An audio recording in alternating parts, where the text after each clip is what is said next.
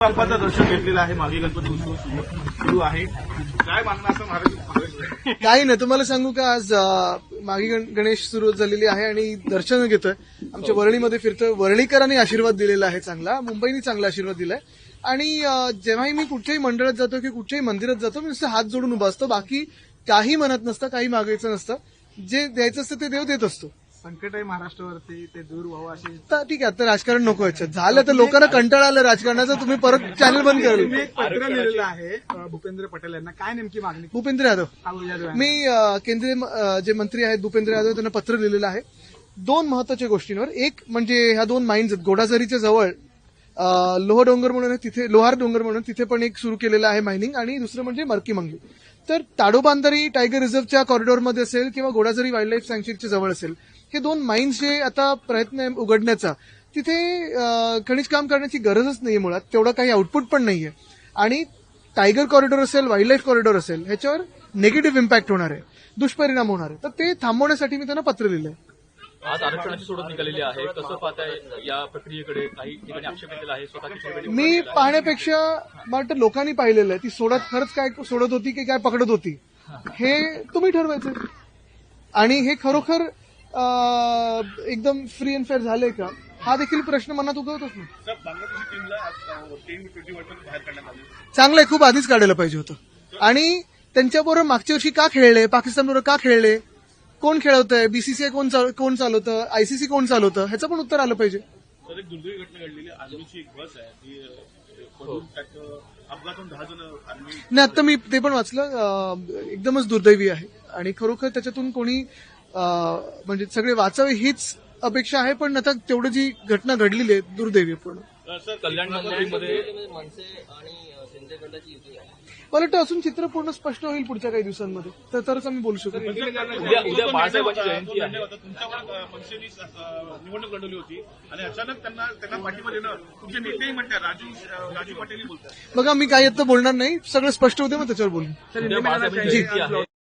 कोणती स्पेशल आठवण आहे की जी काहीशी गुपित आहे पण तुम्हाला? नाही, आता गुपित आठवण म्हणजे असं काही नाहीये. पण अनेक आठवणी आहेत. अगदी क्रिकेट मॅच एकत्र बघण्यापासून सगळं काही आहे. स्टेट इलेक्शन कमीशन की आज लॉटरी निकली और उसमें जो वो डिसाइड किया, क्या लगता है देखो, ये लॉटरी थी कि फिक्स कुछ था, ये मुझे लगता है कि सीएम साहब को भी शायद क्वेश्चन होगा मन में, क्योंकि केडीएमसी से बीजेपी बाहर हो गई है.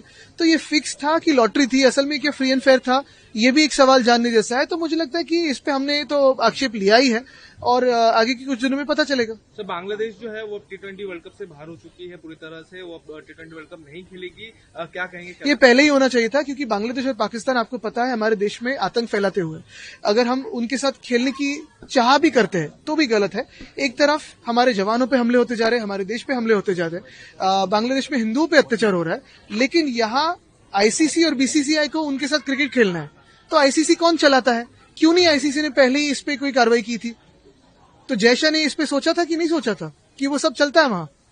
केडीएमसी में शिवसेना और मनसे का अलायंस हुआ है. शाह सेना है, शिवसेना नहीं है. हाँ, और मनसे का- उस पर मैं बाद में बात करूंगा. अभी पूरा चित्र है वो स्पष्ट होना बाकी है. जम्मू में जवानों से भरी हुई बस जो है खाई में गिर गई, जिसके चलते 10 जवान शहीद हो गए हैं. 10 जवान शहीद हो गए हैं और बहुत ही दुर्भाग्यपूर्ण घटना है. देवेंद्र फडणवीस जी डावोस गए, कुछ लोग विरोध कर रहे हैं कि टूर पे गए.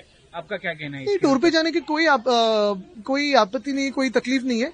लेकिन यही कि खर्चा कौन कर रहा है, यही है. और दूसरी बात मैं यही कहूंगा, देखो, मुझे इस पे ज्यादा कुछ बात नहीं करनी है, वो पूरा मैं दौरा देख के ही बात करूंगा. लेकिन एक ही है, मैंने देखा कि बहुत सारी उन्होंने जो एमओयूज किए हैं लोकल कंपनीज के साथ है, जो वो जहां रहते हैं उनके 5 किलोमीटर के परिसर में ही वो रहते हैं. तो यहां भी कर सकते थे. एक ही बात है, आज भी और 1-2 दिन है, शायद कल भी है डाइवोर्स के.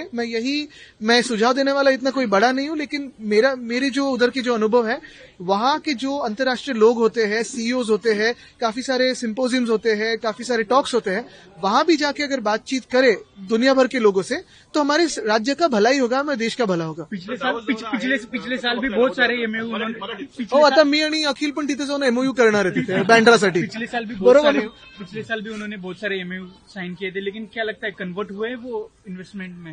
ये आप ही का सवाल, थोड़े इन्वेस्टिगेट करके आप ही जवाब दे तो बेहतर होगा. सुप्रीम कोर्टात तारीख पे तारीख पुन्हा आता एखाद्या न्याय कोणालाही न्याय मिळायला एवढी दिरंगाई होत असेल तर खरोखर न्याय प्रक्रिया आहे का, न्याय मिळू शकतो का आपल्या देशामध्ये? आणि असं जर एका पक्षासोबत होत असेल तर हे जे काही आपण बोलतो ना की एफडीआय येणार किंवा जागतिक गुंतवणूक येणार, ते पण हे बघत असतील ना की आमच्या देशामध्ये जर न्याय मिळायला एवढा उशीर होत असेल तर खरोखर कोणी या देशामध्ये गुंतवणूक वगैरे येईल का किंवा राजकारणात कोणी पुढे येईल का, हे एक आहे. दुसरी गोष्ट म्हणजे तरीही अजून सुप्रीम कोर्टाकडून अपेक्षा आहे असं बोलावं लागतं आदरपूर्वक, आणि ती असेल आता कधी मिळेल 2029-30 साली बघू.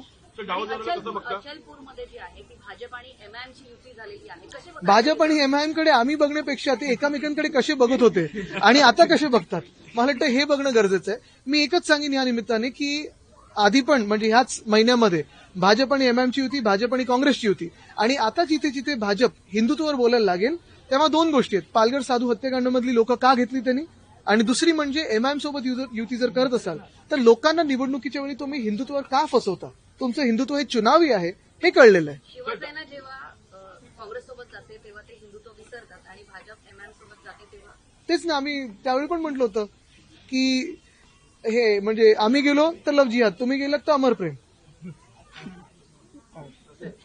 बो एंड एरो वाला कसं बघता याकडे? अनेक मूवी झाले, त्यांचं हा मत आहे. चांगलेत एमओयू करावेत, गुंतवणूक आणावीत, पण मी एवढंच सांगेन की तिथे ना गेल्यानंतर अनेक असे वेगळे वेगळे फोरम्स असतात, तिथे जाऊन मुख्यमंत्री महोदयांनी चर्चा केली पाहिजे, लोकांच्या भेटीगाठी घेतल्या पाहिजेत.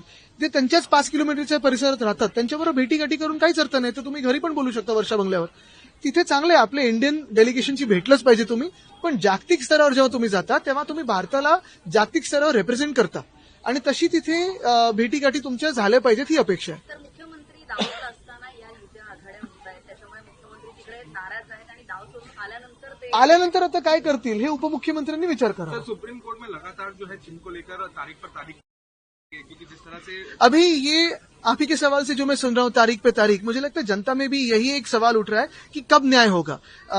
Justice delayed is justice denied जो कहते हैं वो अभी दिखने लगा है महाराष्ट्र में. ये कोई ऐसी एमआई केस नहीं है, ये केस है 2 पार्टियों की, उसमें से भी हमारी पार्टी का जिन्होंने पार्टी फोड़ी है, सिंबल चुराया है, नाम चुराया है. ये कॉन्स्टिट्यूशनल केस है, इसका इम्पैक्ट देश की राजनीति पे हो सकता है.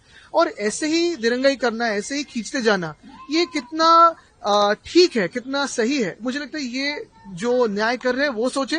दूसरी बात, जो दुनिया भर से लोग देखते हैं हमारे देश में इतनी सारी इंपॉर्टेंट कॉन्स्टिट्यूशनल केस को अगर इतना समय लगता हो तो देश का एक प्रिडिक्टेबिलिटी ऑफ लॉ जिसे कहते हैं, जिससे भविष्य तय होता है, जिससे जो इन्वेस्टर्स आते हैं वो भी सोचते हैं कि इसमें प्रिडिक्टेबिलिटी ऑफ लॉ, किसी भी देश में देखे जो भी प्रगत देश है यही प्रिंसिपल होता है, प्रिडिक्टेबिलिटी ऑफ लॉ.